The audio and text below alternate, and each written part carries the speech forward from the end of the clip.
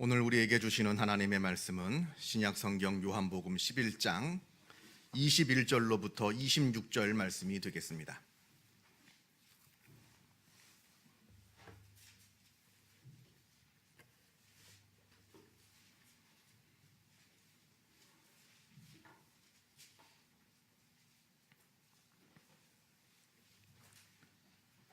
신약성경 165면에 있습니다.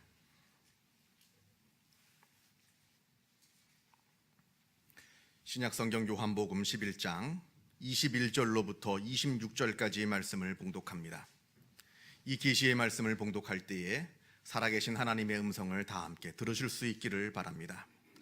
마르다가 예수께 여짜오되 주께서 여기 계셨더라면 내 오라버니가 죽지 아니하였겠나이다. 그러나 나는 이제라도 주께서 무엇이든지 하나님께 구하시는 것을 하나님이 주실 줄을 아나이다. 예수께서 이르시되 내 오라비가 다시 살아나리라. 마르다가 이르되 마지막 날 부활 때에는 다시 살아날 줄을 내가 아나이다. 예수께서 이르시되 나는 부활이요 생명이니 나를 믿는 자는 죽어도 살겠고 무릇 살아서 나를 믿는 자는 영원히 죽지 아니하리니 이것을 내가 믿느냐. 아멘. 어느 마을에서 있었던 이야기라고 합니다.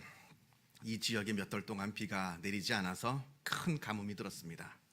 비가 오지 않아서 키우는 농작물들이 다 말라 죽어가고 있는 이때에 온 마을 사람들이 우리 다 교회로 모여서 하나님께 비가 오게 해달라 이렇게 기도를 하자 해서 기도 모임을 갖게 되었습니다. 그렇게 해서 많은 사람들이 마을 사람들이 모여서 기도에 모여서 뜨겁게 한참을 기도하고 있는 도중에 정말로 기적같이 비가 내리기 시작하였습니다. 아주 장대 같은 비가 막 쏟아져 내립니다. 그래서 기도회에 참석했던 모든 사람들이 다 너무나 기뻐하여서 하나님께 감사하면서 이제 집으로 돌아가려고 하는데 아무도 교회 밖을 나서질 못하고 있는 겁니다. 왜냐하면 우산을 안 갖고 왔거든요.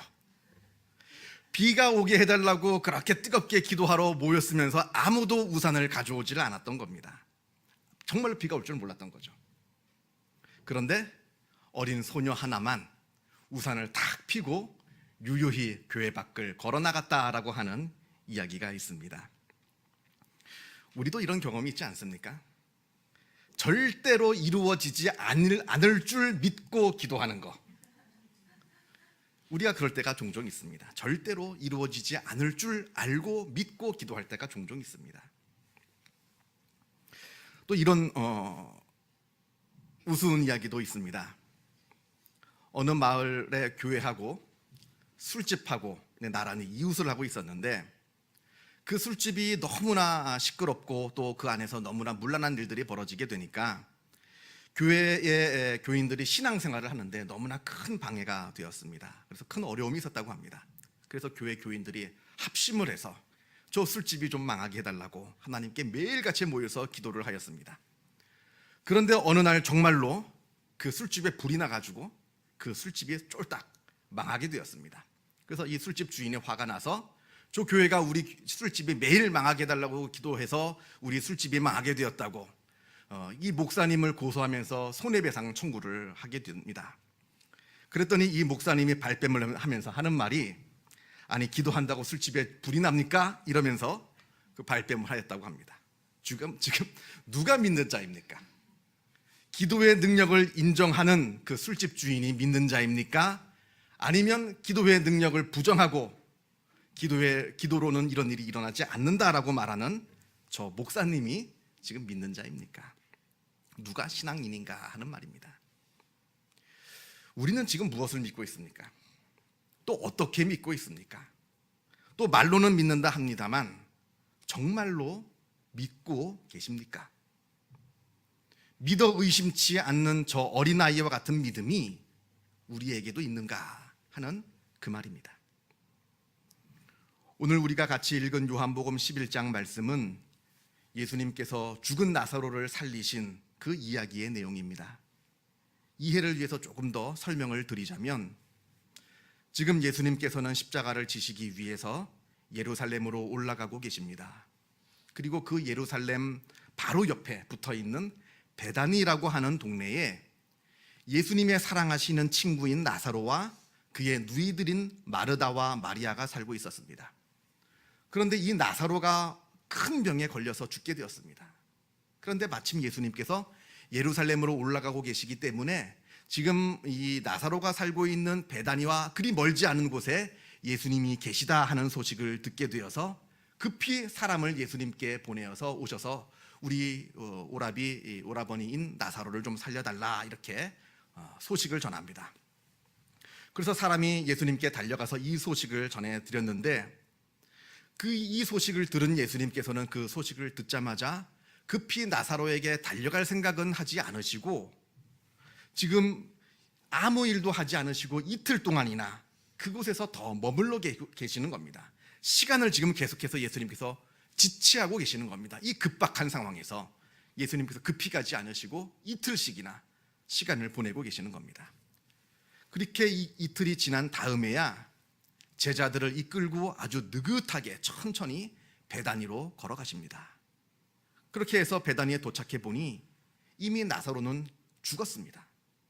이미 나흘 전에 죽었고 그래서 장례까지 다 치른 상태입니다. 심지어는 그 시신이 부패가 되어서 냄새가 날 정도였다고 합니다. 예수님께서 오셨다 하는 그 소식을 듣고 나사로의 누이 마르다가 예수님을 맞이하러 나옵니다. 그러면서 하는 말이 21절에 마르다가 예수께 여짜오되 주께서 여기 계셨더라면 내 오라버니가 죽지 아니하였겠나이다. 이 말 속에 원망이 묻어 있습니다. 예수님께 그렇게 급히 사람을 보냈을 때 그 소식을 좀 들으셨으면 좀 빨리 와주시지. 왜 이렇게 뭐 하느라고 이렇게 늦게 오셨느냐 하는 원망이 그 안에 들어 있습니다. 동시에 이 말 속에 절망이 들어 있습니다. 이미 늦었다는 겁니다. 이미 죽었습니다. 좀 더 일찍 오셨더라면, 죽기 전에 오셨더라면 내 오라비를 고칠 수 있었을지 모르겠지만 이제는 죽은 다음이라 늦었다는 겁니다. 늦어도 너무 늦었습니다. 이미 장례를 다 치렀고 그 몸은 지금 썩어서 냄새가 나는 그러한 지경이 되었습니다.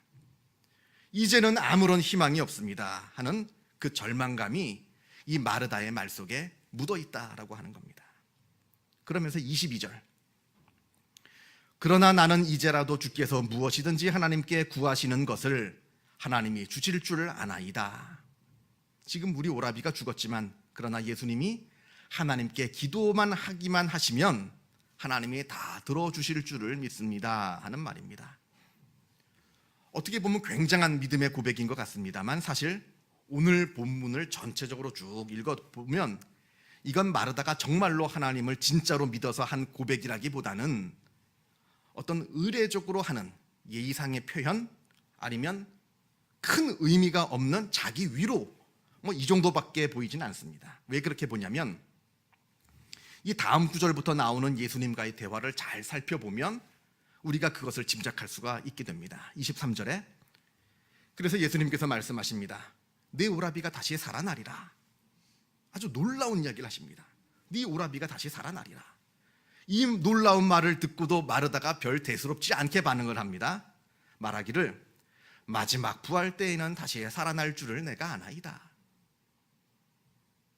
지금 예수님께서 나사로가 다시 살아나리라 이 놀라운 말씀을 하시는데도 마르다는 종말이 오면 살아나겠죠 하는 겁니다. 믿지 않는 겁니다.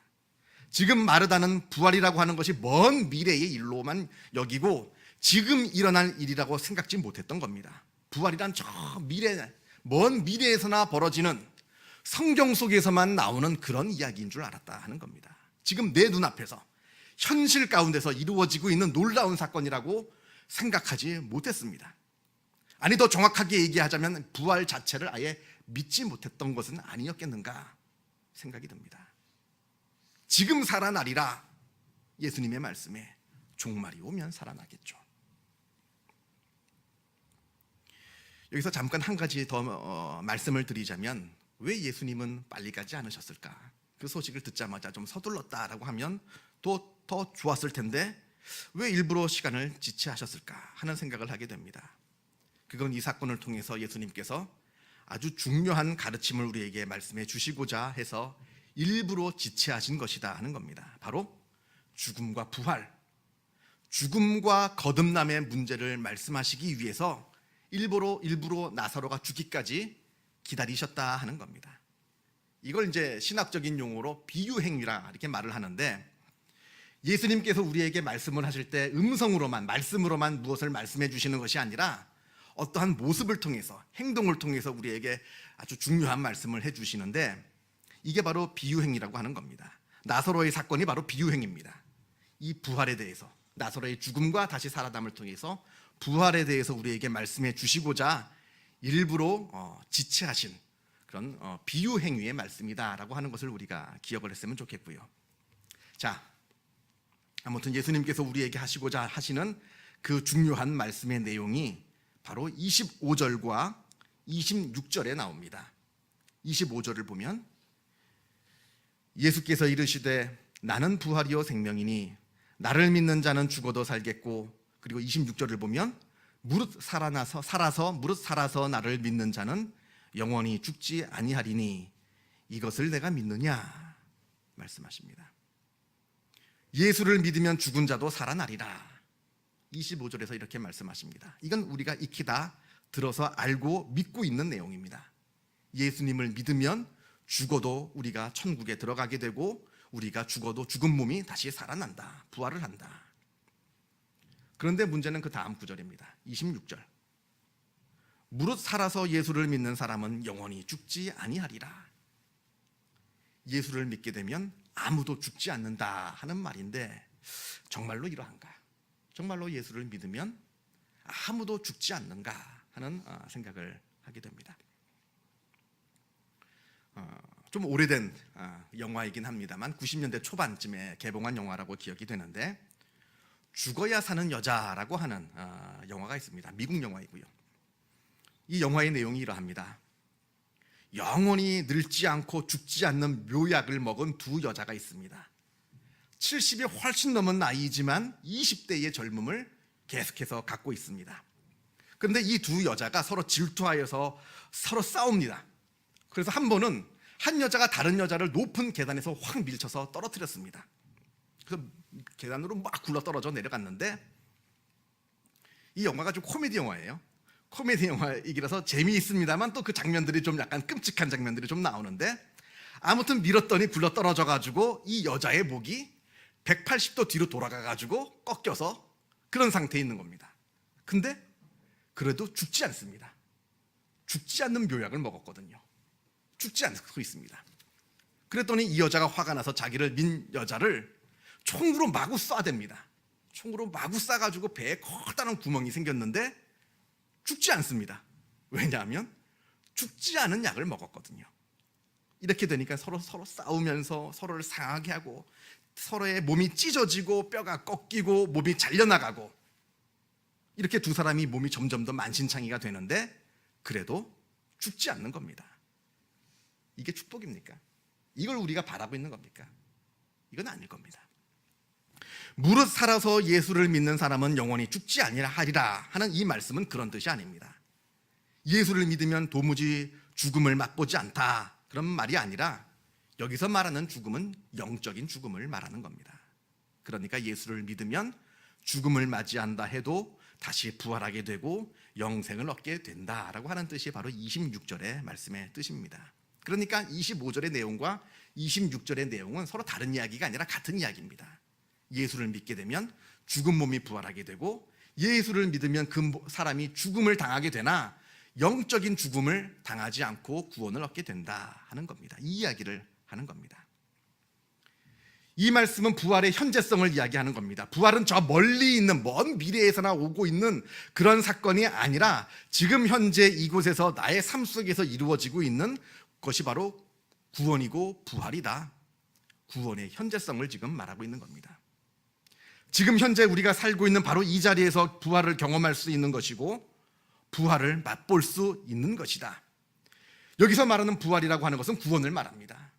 그리고 여기서 말하는 부활이라고 하는 것은 거듭남을 말하는 겁니다. 그러면서 예수님께서 마르다에게 내가 이것을 믿느냐? 지금 이것을 물으십니다. 네가 지금 부활을 믿고 있느냐? 네가 지금 구원을 믿고 있느냐? 네가 지금 거듭남을 믿고 있느냐? 지금 마르다에게 이걸 지금 물어보고 계시는 겁니다. 우리가 이제 부활에 대해서 이야기를 할 때 몇 가지 생각해 보아야 할 것들이 있습니다. 부활이란 단순히 몸이 살아나는 것만 의미하는 것은 아닙니다. 물론 몸이 다시 살아나죠. 살아납니다. 썩을 몸에서 영광스러운 영원한 몸으로 우리가 부활합니다만, 그러나 그게 전부는 아니다라고 하는 겁니다. 존재의 부활, 우리의 영혼의 부활, 우리 영혼의 거듭남, 존재의 거듭남이 중요한 겁니다. 이걸 우리가 잊지 말아야 합니다. 자, 먼저 부활은 죽음을 전제로 합니다. 죽음 없는 부활은 없습니다. 죽어야 부활이 됩니다.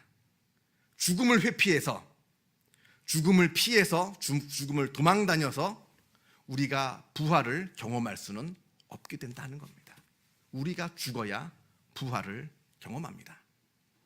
우리가 당당하게 죽음을 맞이할 때 부활에 이르는 것이고, 또 부활을 우리가 보고 믿고 확신하기에 죽음을 두려워하지 않고 당당하게 맞이할 수 있게 되는 겁니다. 이게 부활을 생각할 때 우리가 기억해야 되는 이야기이고, 또 여기서 한 가지 더 말씀을 드리자면, 여기서 말하는 죽음이라고 하는 것은 단순히 내 육신의 죽음만을 의미하는 것은 아닙니다. 나의 존재 자체가 죽어야 되는 겁니다. 내 이성, 내 가치관, 내 감정, 내 존재 자체가 아예 죽어야 부활을 맞이하게 될 수 있다라고 하는 겁니다. 내 옛사람이 살아나서, 내 옛사람이 죽지 않아서 바둥바둥 대고 있으면 그 부활을 우리가 경험할 수 없다 하는 뜻입니다. 로마서 말씀에 만일 우리가 그의 죽으심과 같은 모양으로 연합한 자가 되었으면 또한 그의 부활과 같은 모양으로 연합한 자가 되리라. 그러니까 믿음이라고 하는 것은 내가 그리스도와 함께 십자가에 달려 죽는 겁니다. 죽어야 됩니다. 죽지 않으면 안 됩니다. 그게 믿음입니다. 죽은 다음에 그제서야 예수님과 함께 부활을 하는 겁니다. 이게 바로 믿음이고 신앙인 것이지, 내 옛사람이 죽지 않고 살아남아서는 부활을 우리가 경험할 수가 없다 하는 것을 우리가 잊지 말아야 됩니다. 자, 더 자세하게 말씀을 드리자면, 먼저 내 지성, 내 이성이 죽어야 됩니다. 그동안 하나님을 알지 못하고 의심하고 하나님을 믿지 못하였던 내 이성이 하나님을 깨달아 알고 이해하고 믿게 됩니다. 그동안 이해하지 못했던 성경 말씀이 이해가 되고 성경 말씀을 믿게 되는 겁니다. 이게 바로 우리가 생각하는 믿음인데 가장 초보적인 단계입니다. 내 이성이 죽고 새로 거듭나서 하나님을 알고 믿게 되는 것, 이것이 필요하다 하는 겁니다. 이 일을 하기 위해서는 우리가 하나님께 마음을 열어야 됩니다. 성경을 향해서 우리가 마음을 열어야 되는 겁니다. 하나님을 일부러 의심하고 하나님의 말씀을 일부러 의심하는 것이 아니라, 그것을 긍정적인 마음으로 마음을 열어서 하나님을 바라보고 성경을 읽을 때, 그때 하나님께서 우리 마음 가운데 역사하셔서 우리의 이성이 변화되고 내 옛 이성이 죽고 새로운 이성이 깨어나서 하나님을 알고 믿게 되는 겁니다. 이게 시작입니다. 자, 두 번째는, 그런 다음에는 내 가치관이 변해야 됩니다. 내 가치관이 죽고 내 가치관이 다시 거듭나야 되는 겁니다. 내가 그동안 소중히 여겼던 것들, 그런 반면에 내가 그동안 소중히 여기지 못했던 것들, 그 가치의 전환이 일어나야 되는 겁니다. 가치의 전도. 그동안 소중히 여겼던 것들이 그게 소중하지 않은 것임을 깨달아 알게 되는 것이고, 그동안 소중하게 여기지 못했던 것들이 너무나 소중한 것임을 깨달아 아는 이 가치의 전도가 일어나야 된다 하는 겁니다. 그동안 돈이 전부인 줄 알았습니다. 그래서 돈만을 위해서 살았습니다. 그런데 하나님을 믿고 알고 보니 이 돈이라고 하는 것이 제일 중요한 것이 아니라 그것보다 훨씬 더 중요한 가치가 너무나 많다는 것을 깨달아 알게 됩니다. 그 소중한 가치들을 위해서 이제는 새로운 삶을 살아가게 되는 겁니다. 이런 경험이 있어야 된다는 겁니다. 우리가 믿는다, 우리가 부활을 믿는다라고 할 때는 내 가치관이, 옛 가치관이 죽고 새로운 가치관으로 되살아나는 이러한 경험이 우리에게 있어야 된다는 겁니다. 이걸 보고 우리가 믿는다라고 말할 수 있습니다. 세 번째는 우리의 감성이 거듭나야 됩니다. 인간이라고 하는 존재는 기본적으로 감성을 갖고 있습니다. 희노애락이라고 하는 감성을 갖고 있는데, 그런데 예수를 믿은 후에는 우리의 감성이 바뀌어야 됩니다. 물론 우리 감성을 계속 갖고 있죠. 그러나 똑같이 기뻐하여도 예전에 우리를 기뻐하게 했던 이유와 지금 내가 믿고 나서 내가 나를 기뻐하게 하는 이유가 서로 달라야 되는 겁니다. 전에는 세상의 일로 기뻐했다면 지금은 영적인 일로 기뻐해야 된다 하는 겁니다. 전에는 남이 나에게 해로운 것을 가하면 그 일로 내가 노여워했지만 지금은 정의와 진리를 지키고 따르기 위해서 거룩한 분노를 우리가 품게 되는 겁니다. 전에는 나에게 다가온 내 개인의 불행으로 말미암아 슬퍼하였다면 이제 예수를 믿고 변화된 다음에는 다른 사람이 당하는 고난과 고통으로 말미암아 내가 슬퍼하는 존재가 되어야 한다는 겁니다. 전에는 세상의 쾌락을 즐거워했다라고 한다면 지금은 하나님께서 기뻐하시는 삶을 내가 진심으로 즐거워하게 됩니다. 이게 바로 감성의 부활, 감성의 거듭남이라고 말할 수 있습니다. 무슨 일을 만나도 그래서 낙담하지 않고 슬픔을 당하여도 믿음으로 이겨내고 이 모든 일을 선으로 바꾸시는 하나님을 바라보면서 다른 사람을 원망하고 저주하지 않고 늘 감사하는 그 마음, 이게 바로 감성이 부활된, 감성이 거듭난 사람의 모습이라고 할 수 있는 겁니다. 우리가 지금 부활절 두 번째 주를 지나고 있습니다. 지난주가 부활절이었고요. 부활절일 두 번째 주, 세 번째 주에서 일곱째 주가 끝나면 그 다음에 성령 강림 주일이 이제 오게 되는데, 어쨌든 우리가 부활절 두 번째 주를 지나갑니다. 예수님께서도 우리에게 동일하게 지금 묻고 계실 겁니다. 마르다에게 물으신 그 물음을 우리에게도 동일하게 물으십니다. 나는 부활이요 생명이니 나를 믿는 자는 죽어도 살겠고 무릇 살아서 믿는 자는 영원히 죽지 아니하리니 이것을 내가 믿느냐? 이 물음을 예수님께서 지금 우리에게 묻고 계십니다. 그렇다면 우리는 뭐라고 대답할 수 있겠는가? 정말로 부활을 믿습니다. 육신의 부활뿐만 아니라 내 이성의 부활, 내 가치관의 부활, 내 감성의 부활, 아니 내 존재의 부활까지도 내가 믿습니다라고, 그리고 내가 그러한 부활을 누리고 있습니다라고 말할 수 있는지, 대답할 수 있는지 내 스스로에게 한번 자문해 보시는 복된 하루, 복된 한 주가 되기를 바랍니다. 기도하겠습니다.